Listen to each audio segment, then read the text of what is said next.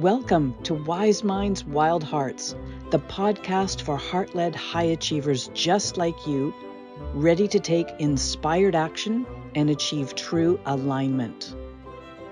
If you're craving deeper influence, greater impact, and a life that genuinely lights you up, you're in the right place. I'm Kip Clark, former academic turned entrepreneur, transformational coach, elite athlete, and shameless fountain pen addict. Here, you'll learn how to leverage the beautiful wisdom of your years with the wild passion that drives you forward. Together, we'll break through those limiting beliefs, unlock the power of your subconscious mind, and create a life that aligns with your soul's desire.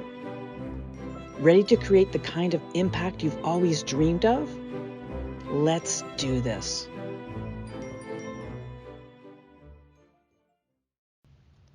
Have you ever hit a milestone? Maybe it was an income goal or success goal, some kind of recognition, or maybe a fitness goal, only to feel like it wasn't quite enough. So instead of feeling satisfied and proud, you immediately look to move the goalpost.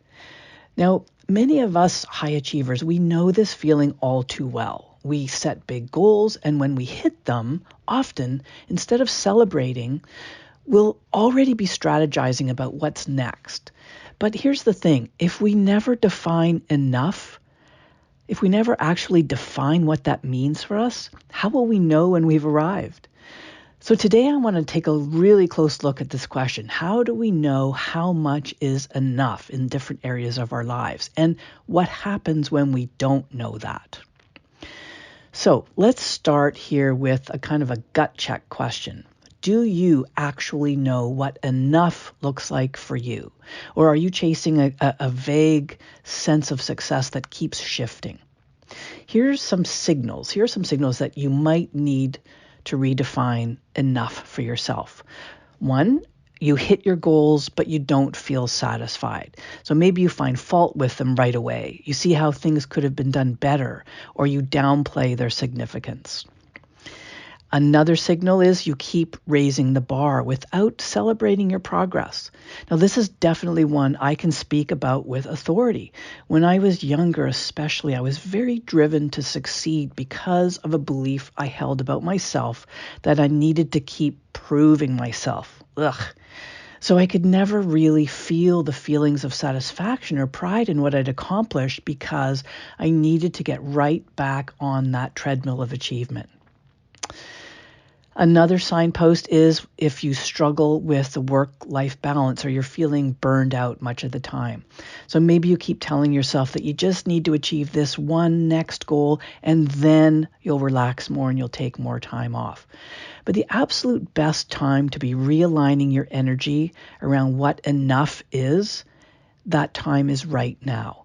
Even if you're experiencing the first signs of burnout, you're just at the very beginning of that, well, you are already out of alignment. And it's just super important to turn that around now, today, right now. And then a fourth signal is that you feel pressure to do more constantly, even when you've accomplished a lot. This is a really subtle and insidious way we keep ourselves in scarcity mode. We're always chasing some external marker for success in the hopes of earning recognition or achieving our next level. But don't get me wrong, because I know we're all about setting and achieving goals. I get it. It's just when that drive to achieve never lets up, when we keep pushing needlessly in service of some imaginary taskmaster who's never satisfied, and by the way, that taskmaster is usually you, it's usually me, right? It's usually us. Well, that's a clear sign we need to recalibrate our definition of enough.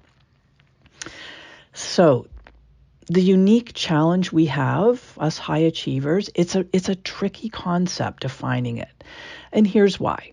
We're just wired to pursue growth, and that's great until it becomes a treadmill.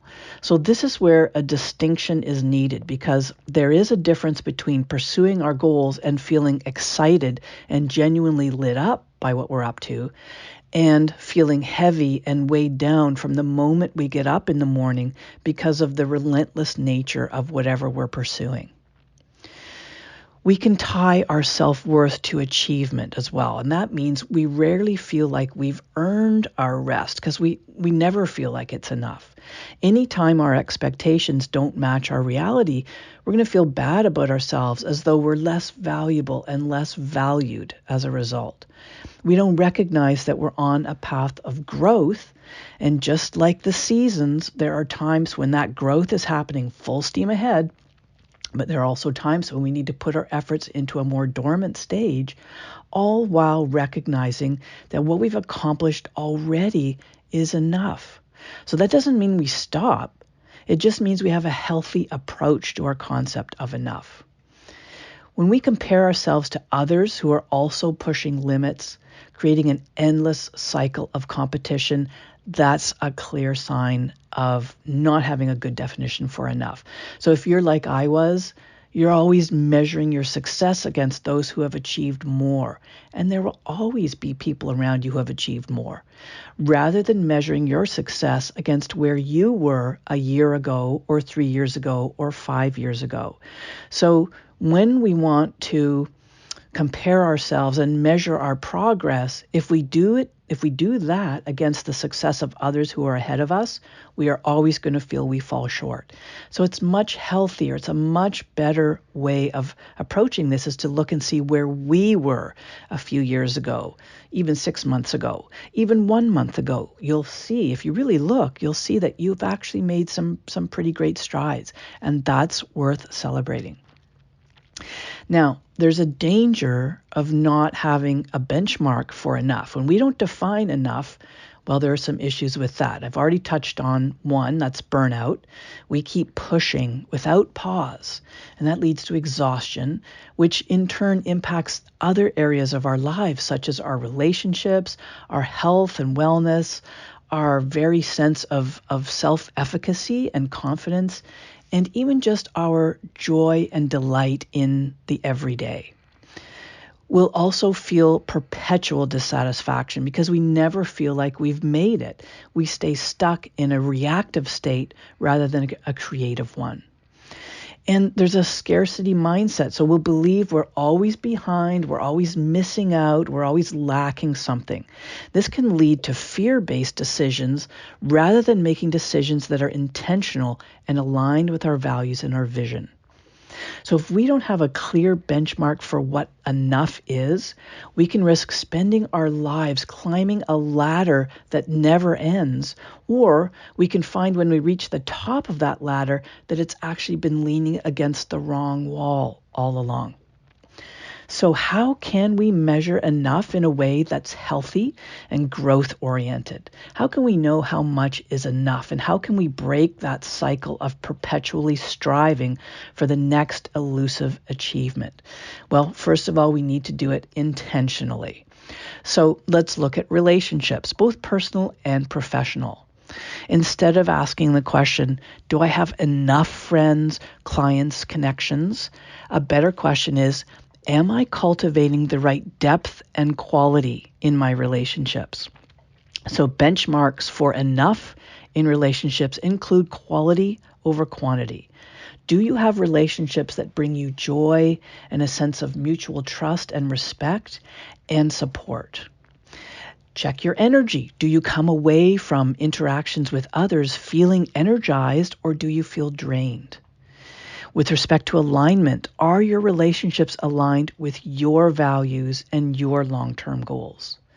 And then with respect to reciprocity, when it comes to both giving and receiving in your relationships, do you do those things within a kind of balanced mindset? When you're giving, do you feel expanded and happy, or do you feel resentful? And when you're receiving from others, do you feel supported and valued, or do you feel guilty? So do your relationships challenge you in positive ways? Now, a red flag of never enough thinking with respect to relationships would be chasing superficial connections or constantly expanding your network without deepening existing relationships. So, are you just trying to hit a big number of followers on social media, for example, because you want a big number? Or are you carefully curating your connections with like-minded individuals? A healthy strategy here is, instead of saying, well, I need X number of clients or friends or connections, to find what kind of relationships will make your life and your work richer and more meaningful, and nurture those. Now, with respect to your career, your business endeavors, instead of asking, am I successful enough, ask, am I doing work that fulfills and sustains me? So benchmarks for enough in this area, in the areas of career and business, well, one is impact and meaning. Are you making a difference in the way you want? Are you having the kind of impact you want to be having? Do you have enough freedom to shape the work you're doing in the way you want? What about compensation? Are you earning in alignment with your expertise and your effort and the impact you're creating? How about your feelings? Are you excited or are you feeling obligated? How much of your work really lights you up and how much of it feels like a burden? And then asking, am I learning and evolving at a rate that keeps me engaged? A red flag of never enough thinking where career and business pursuits are concerned is perpetually chasing promotions or more revenue or higher status without ever feeling satisfied. So defining what your career and life balance actually looks like for you, and not what others say or not what society says, much, much healthier strategy. With respect to your finances and sense of abundance, instead of asking how much money is enough, instead you might ask, what level of financial freedom allows me to live in alignment with my values? So benchmarks in this area include security, financial security. So at the minimum, can you cover your needs and, a few of your wants without stress? Does your income support the life you want without the constant financial anxiety? And what about time freedom? Are you trading time spent for money in a way that feels right for you? Are you balancing financial security with investments for the future? So this is also about growth. It's sustaining your lifestyle today and having something for your future as well. And then your feelings when you're spending. Do you feel joyful or are they fear-based options when you're spending? Are you making financial decisions from a place of abundance rather than scarcity?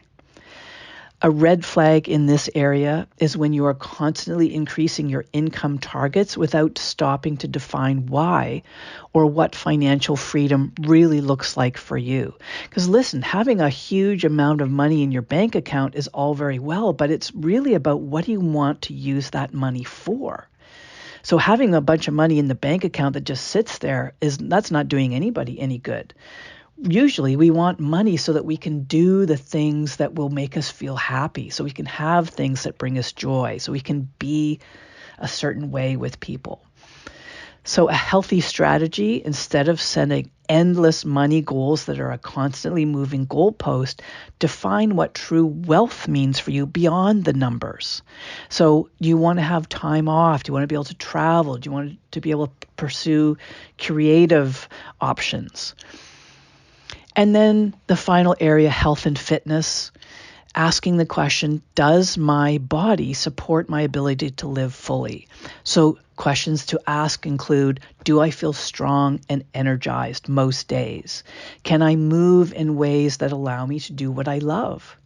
Is my health routine sustainable, or am I always swinging between extremes? So I go to the gym and I work out like a fiend for 2 weeks, and then I have a month where I don't do anything. That kind of yo-yo fitness training, it's really not the best. Asking, am I choosing what makes me feel good versus chasing an unrealistic goal where my body image and my sense of strength and wellness are concerned? Am I listening to my body rather than forcing it into arbitrary benchmarks? For me, for sure, this is something that I've had to deal with over the last probably 5 or 6 years for a couple of reasons. I've had some major surgeries. I've had hip replacements, and they've had long recoveries following those.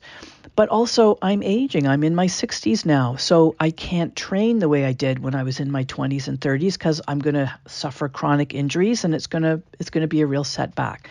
So I've been going through a process of recalibrating how much and what kind of training is enough for me to feel energized, to feel like I'm thriving physically without feeling like I've got nagging chronic injuries or I'm yo-yoing back and forth between having really intense workouts and then doing nothing for a period of time. So here's the challenge for you. Define what enough looks like in one or more areas of your life this week. Sit down, take some time, write it out, get clear on it. See how this can shift your perspective. And then you don't necessarily have to tackle everything all at once because that'll feel probably a little overwhelming and you may want to give up before you really get started. Start slowly. Small incremental changes every day are the key for shifting out of this scarcity, never enough mindset to a mindset that says, I am enough, I'm doing enough, I'm being enough, I have enough, and I feel really good about that. I feel aligned, I feel on purpose, I'm thriving. Okay, that's it for this episode. I hope this has been helpful to you, and I hope you're finding all these episodes of value. I'd love to invite you to give a little feedback, either comment in the comment section. Let me know what's been most helpful to you. Let me know if there's anything you'd like to learn about that I haven't talked about already. And I'd also love it if you would follow, subscribe, do anything you can to help me promote this podcast, because the more people I can reach, the more impact I can create, and you're a part of that too. So I thank you in advance for your help and for listening, and onward we go. All right, my friends, that's it for this episode. If this has been helpful to you, let me know. I love to hear about all the positive changes you're making in your life. And if there's someone you know who might benefit from hearing this message, please share the love, my friend. See you next time on Wise Minds, Wild Hearts.